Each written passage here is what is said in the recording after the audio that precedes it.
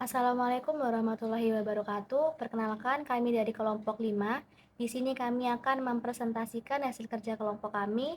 Di sini kami mendapat materi mengenai Customer Definite Service Standard. Pertama-tama, izinkan kelompok kami untuk memperkenalkan diri terlebih dahulu. Di sini saya, Salsani kita dengan NIM 221060 dan juga bersama teman-teman saya ada Aulia Hidayah dengan NIM 221011, Indah Nurkumalasari dengan NIM 221155, Amalia Hidayatul dengan NIM 221195, Maisha Beladian dengan NIM 221209, Intan Ayu Eka Putri dengan NIM 221218, Visa Paundra Pratama dengan NIM 221249, Gavin Kalvani dengan NIM 221257, Sultan Kafidelon dengan NIM 221258, Muhammad Raihan dengan NIM 221259, dan juga Onki Agustino Wibowo dengan NIM 221263. Materi yang pertama, Definition of Customer Service Standard. Memahami kebutuhan pelanggan adalah langkah pertama dalam memberikan kualitas layanan yang tinggi. Pernah menjadi manajer bisnis jasa secara akurat memahami apa yang diharapkan pelanggan. Mereka menghadapi tantangan penting seperti menggunakan pengetahuan untuk memberikan layanan standar kualitas dan juga tujuan organisasi. Standar layanan pelanggan mewakili kualitas layanan yang diupayakan organisasi dalam semua interaksi pelanggan berdasarkan nilai, visi, dan juga misinya. Nah, hal ini juga dapat didefinisikan sebagai harapan atau tujuan pelayanan suatu organisasi atau sebagai pedoman bagaimana perusahaan memberikan pelayanan kepada pelanggannya. Standar-standar tersebut tertanam dalam setiap interaksi perusahaan kepada para pelanggan, mulai dari cara perusahaan menyapa mereka hingga cara perusahaan menangani bila terjadi suatu keluhan. Baik, materi selanjutnya ada penjabaran dari Customer Service Standard.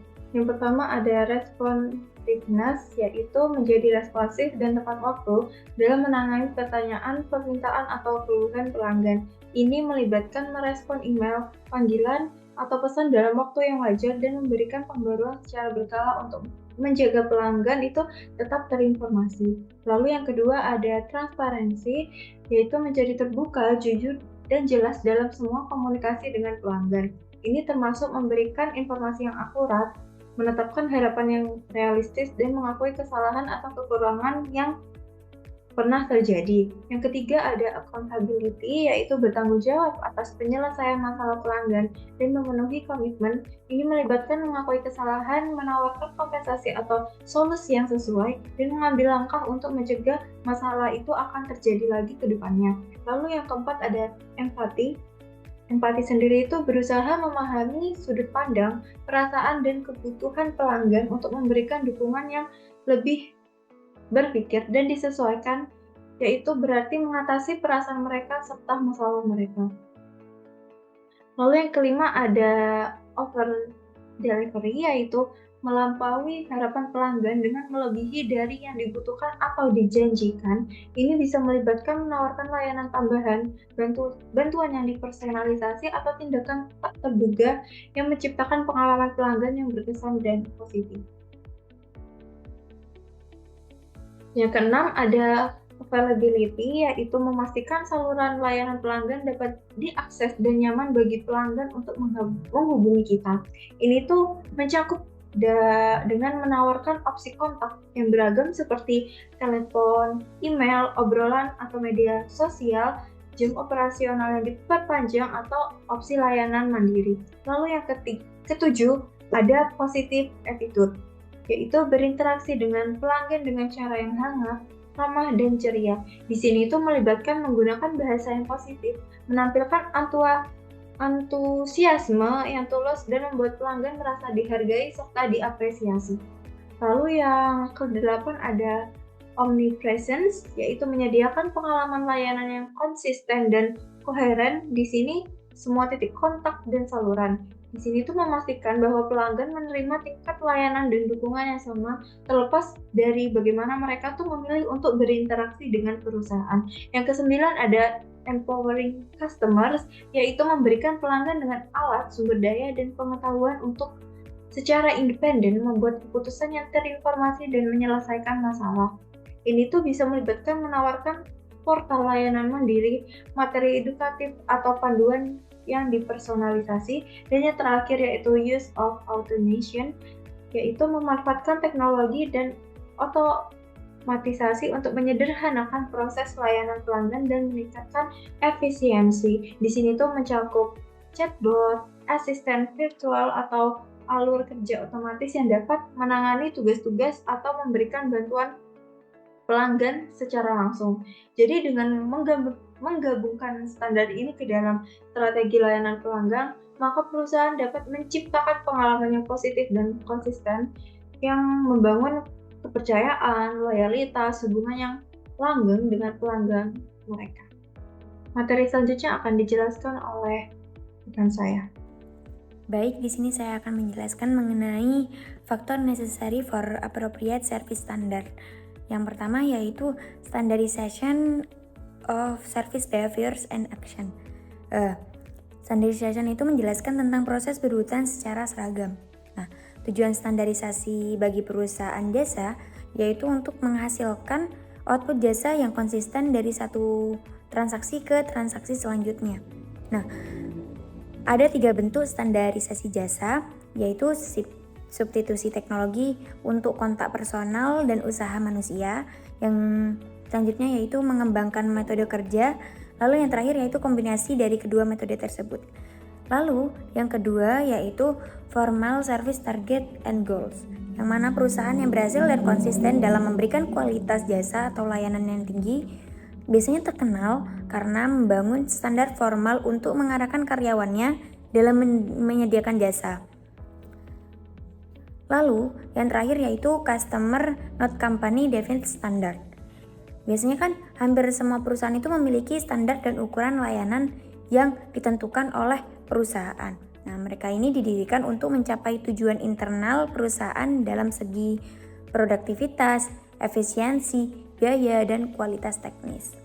Nah, standar ini sengaja dipilih untuk mencocokkan harapan pelanggan dan untuk mengkalibrasi tentang bagaimana cara pelanggan itu memandang dan mengekspresikannya. Perkenalkan, nama saya Indah Nukumelasari dengan NIM 2208 1020 1155. Di sini saya akan menjelaskan materi tentang Hard Customer Defined Standard. Seperti yang dibahas sebelumnya dalam bab 3, keandalan layanan atau pemenuhan janji layanan adalah hal yang sangat diharapkan oleh pelanggan. Penelitian terbaru di berbagai industri menunjukkan bahwa sebagian besar keluhan pelanggan terkait dengan kinerja produk yang buruk, atau 29% dari seluruh keluhan, dan kesalahan atau masalah dalam layanan, atau 24% dari seluruh keluhan. Untuk mengatasi kebutuhan akan keandalan ini, perusahaan dapat menerapkan kebijakan, melakukan dengan benar pada kali pertama, dan sistem nilai tepat janji Anda untuk menetapkan standar keandalan.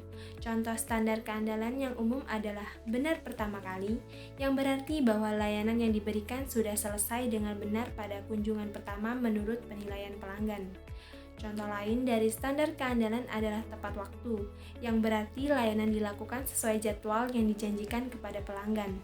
Dalam layanan yang lebih kompleks, seperti pemulihan bencana atau sistem integrasi dalam layanan komputer, tepat waktu dapat berarti selesainya layanan pada tanggal yang dijanjikan. Keandalan ini sering menjadi perhatian utama bagi pelanggan layanan.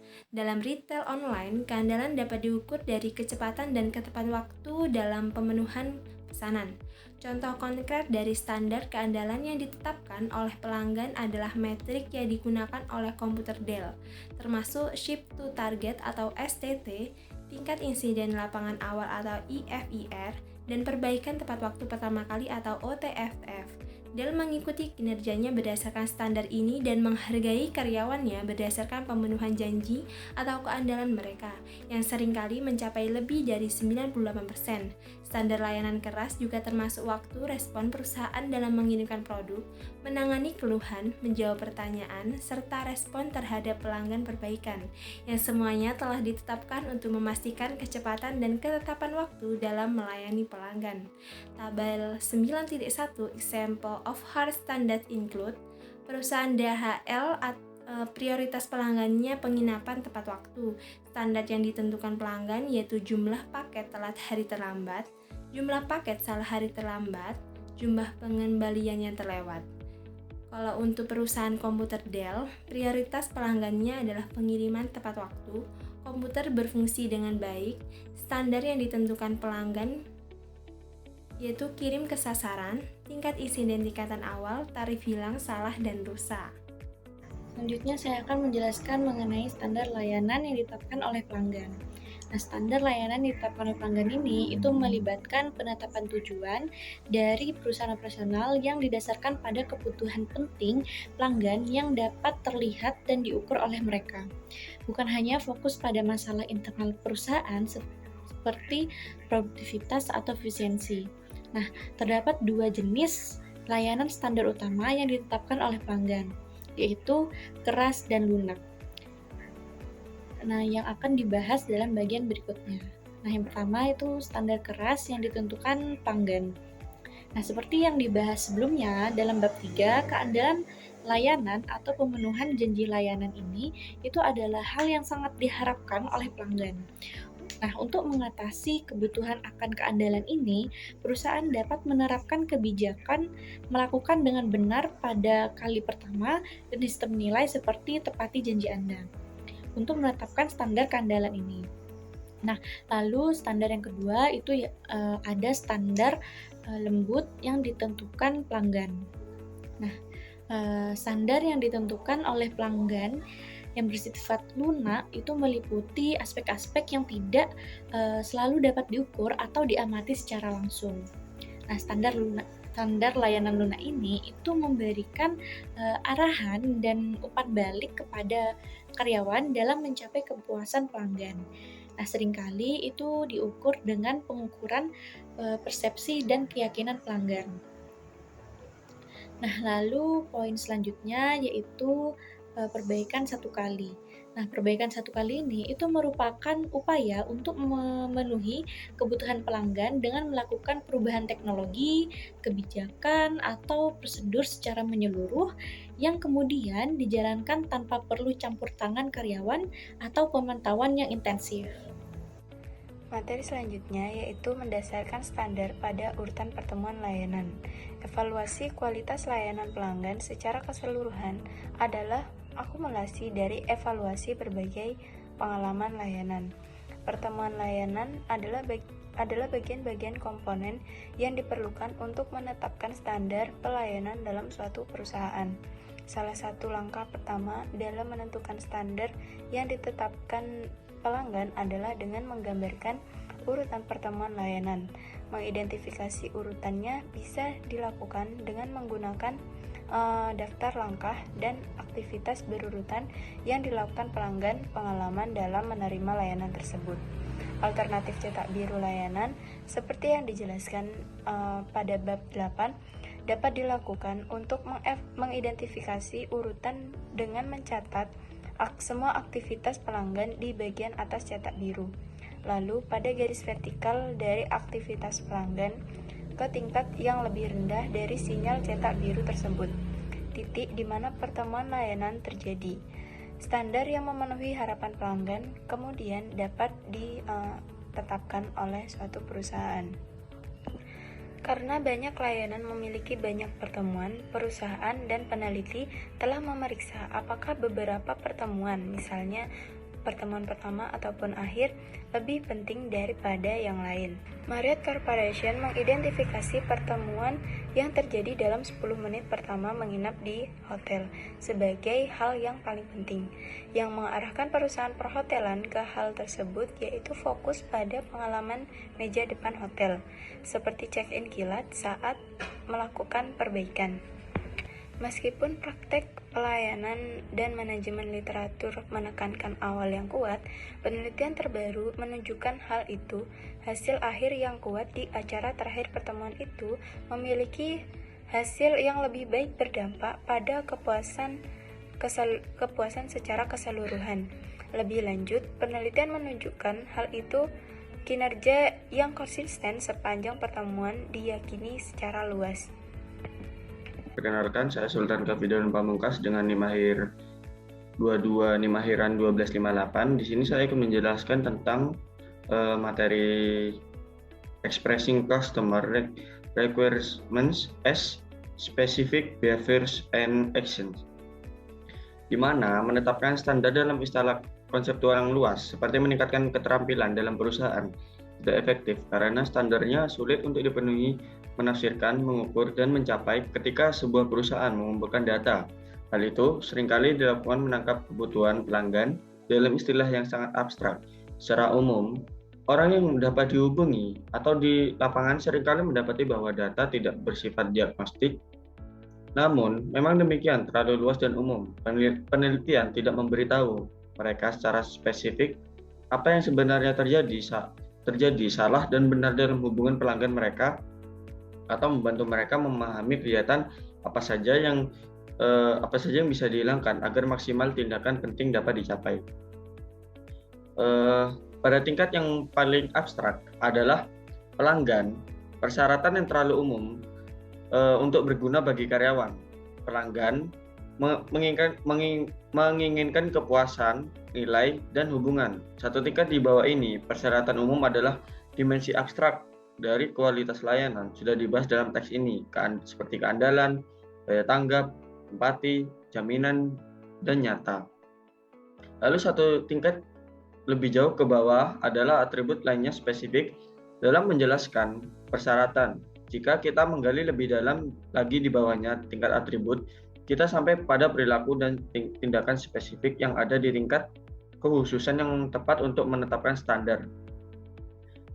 Ketika perusahaan berinvestasi dalam standar yang ditentukan pelanggan, yaitu sistem pengukuran yang dihasilkan jauh lebih berguna dalam mendiagnosis kebutuhan siswa karena penelitiannya terfokus pada hal yang spesifik, perilaku, dan tindakan instruktur yang memenuhi persyaratan siswa.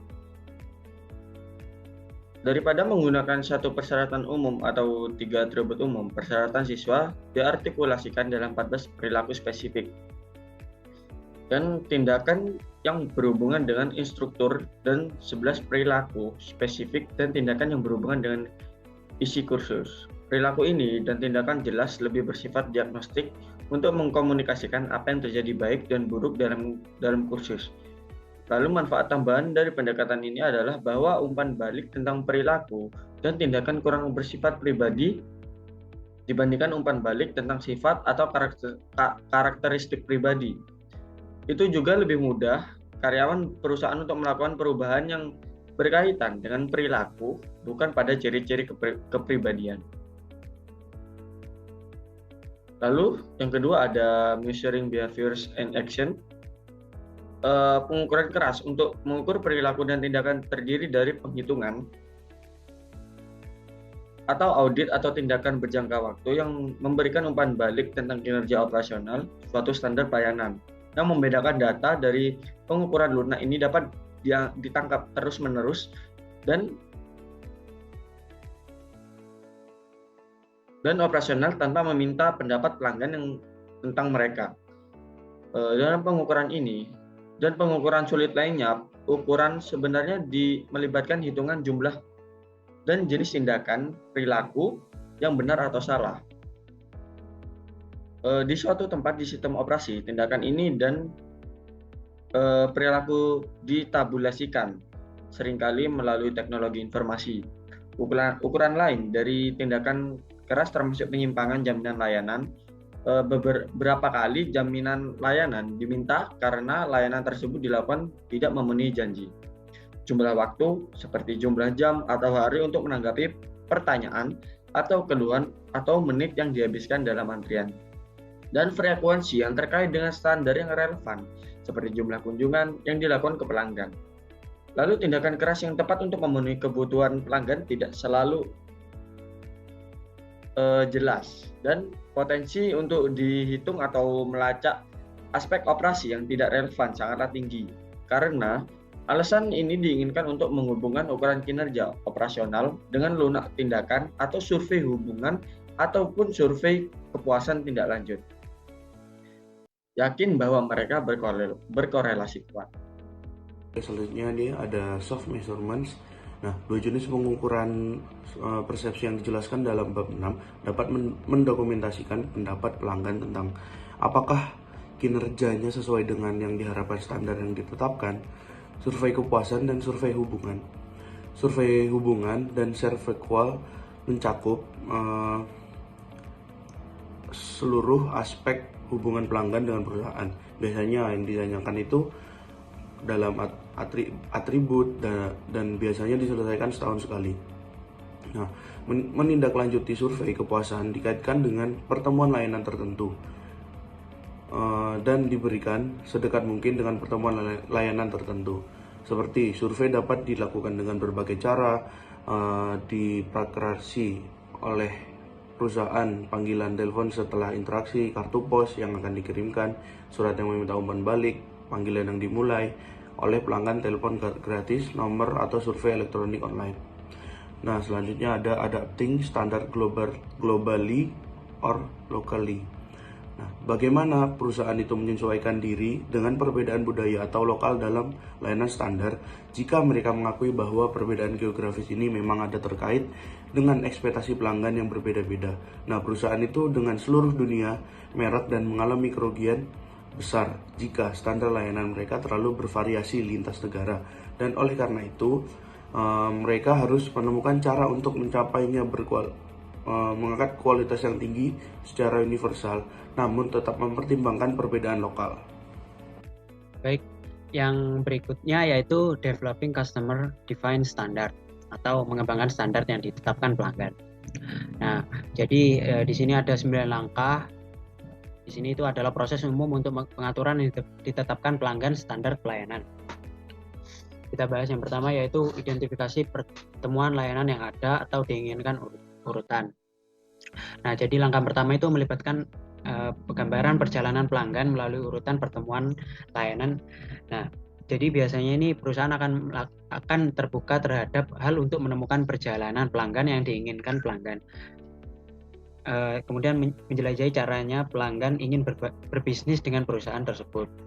Yang kedua yaitu terjemahkan harapan pelanggan menjadi perilaku dan tindakan untuk setiap pertemuan layanan.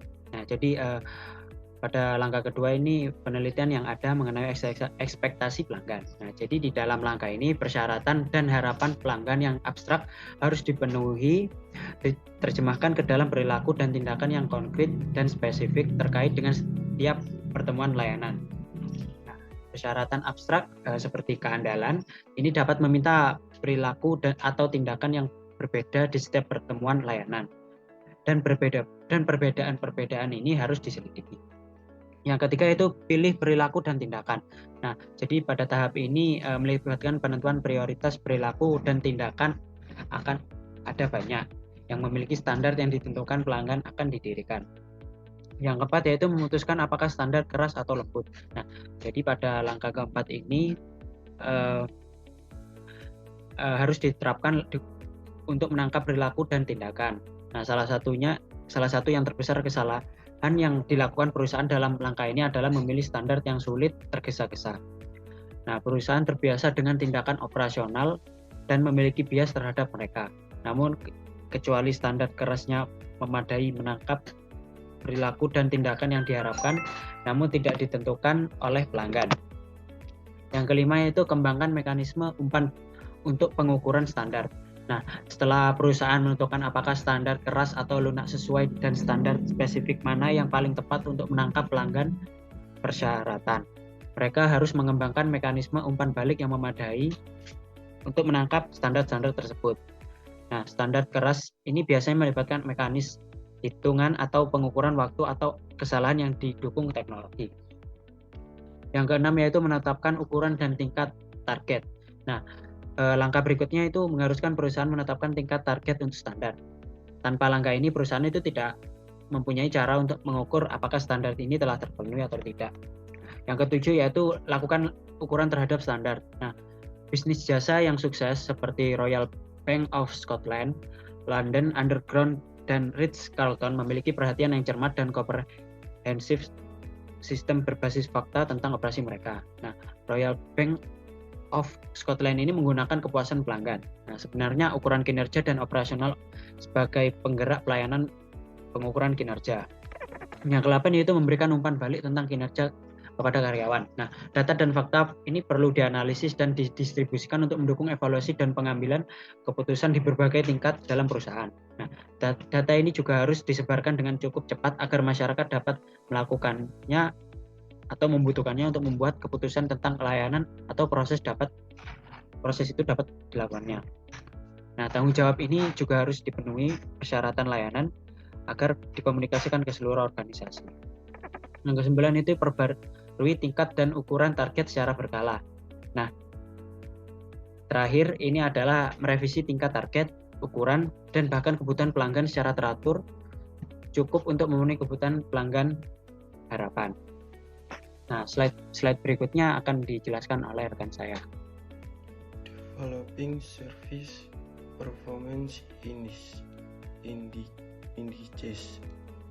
Salah satu hasil dari mengikuti proses pengembangan standar yang ditentukan pelanggan adalah indeks kinerja layanan. Kinerja layanan indeks adalah gabungan komprehensif dari hal-hal yang paling penting standar kinerja. Pengembangan indeks dimulai dengan mengidentifikasi pergerakan standar yang ditentukan pelanggan yang akan digunakan oleh perusahaan perilaku berkendara. Tidak semua indeks kinerja layanan mengandung standar yang ditentukan pelanggan, namun yang terbaik didasarkan pada standar tersebut.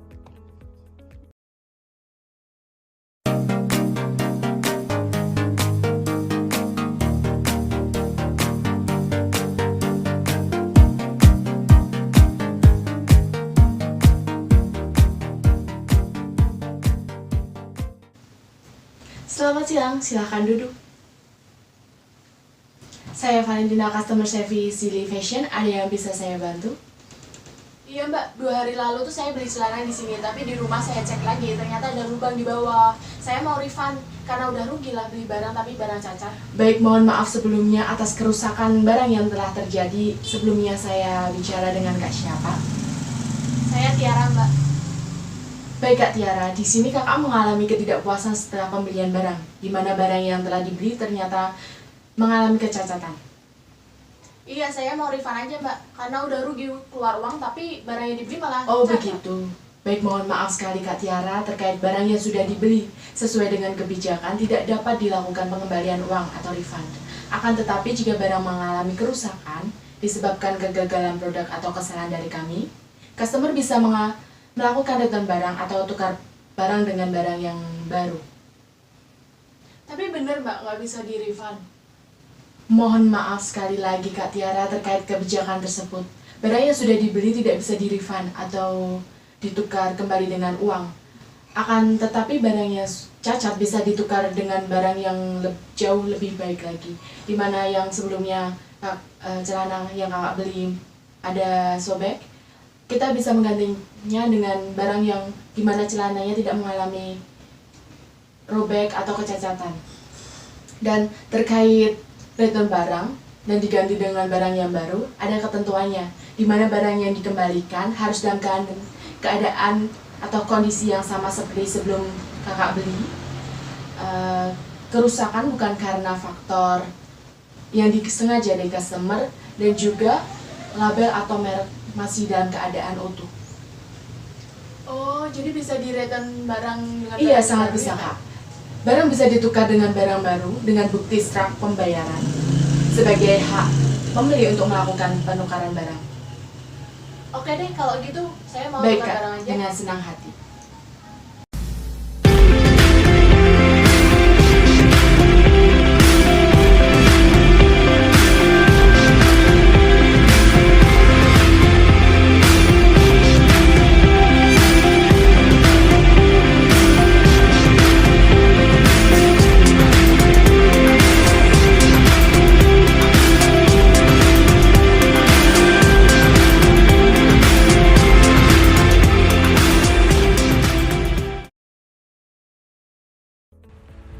Analisis video ilustrasi dalam video tersebut terdapat seorang customer yang komplain terhadap barang ia beli dan ia ingin meminta refund. Seorang customer ini 2 hari lalu membeli sebuah barang di mana barang yang ia beli mengalami sebuah kecacatan, di mana ada lubang di bagian bawah. ia merasa dirugikan karena barangnya tidak sesuai dengan kepuasan yang ia minta. Tetapi sayangnya, sesuai dengan ketentuan dan kebijakan dari pihak penjual, barang tersebut tidak bisa dikembalikan atau direfund. Tetapi jika barang tersebut memang berasal dari kesalahan penjual, customer dapat menukar barang tersebut dengan barang yang baru.